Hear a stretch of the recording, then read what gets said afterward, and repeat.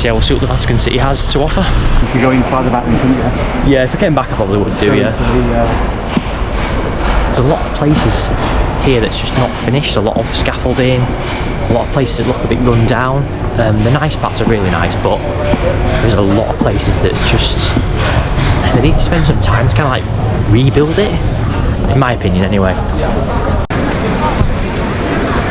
Yeah, this is super impressive. It's weird because like most parts you get to it and you don't really have like an entrance. It kind of like it's nothing, and then all of a sudden it's boom, it's here. I expected it to be kind of more regenerated around the areas and like nicer. It's usually before something really nice is usually something really bad. The area around the Colosseum and here is actually quite run down, quite poor. Just an observation really. I thought it'd be a little bit more cleansed, a bit more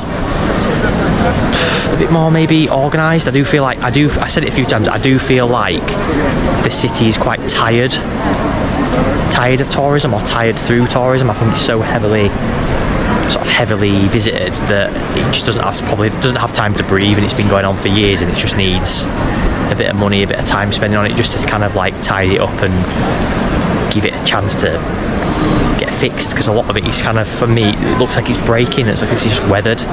So I would recommend coming and visiting here, but yeah, fantastic. I would definitely recommend Vatican. We're not going to go in, I might come back in the future and go in, but yeah, as it's the last day, we kind of want to just take the city in general and just relax. But definitely I wouldn't be walking everywhere as well. I would use the public transport or use Ubers. It's too big to walk, in my opinion. We've had to split a lot of the journeys up, but yeah, Vatican City. Excuse the rain, but I found probably my favourite place in Rome, Vatican City. I think it's really nice. You'd like Rome? Really nice.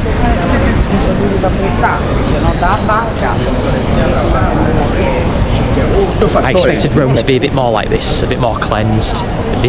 You could come to Rome and just do like 3 or 4 days in Vatican City and stay here, if I'm being honest.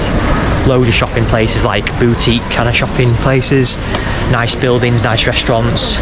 This is kind of how I expected the majority of Rome to be. It is fantastic. It's not all connected, it is spread out, so you have to spend a day or two or periods of time in one area and then move to another. It's not something you can do in one day, but yeah, this is definitely more of what I like and more of what,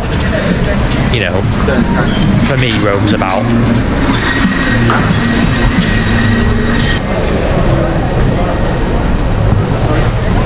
I thought there'd be loads of like bistro pizza places and stuff, but it's not that accessible. It's very much of a full dining experience. It's not as easy as Spain in terms of like being able to just go somewhere and just get like food quickly or sit down and have food easily. I don't know whether because they don't have the weather that Spain does, it's sort of sitting out and eating isn't as common, whereas it's in Spain, it's everywhere. You can just see obvious places for food and coffee and things like that.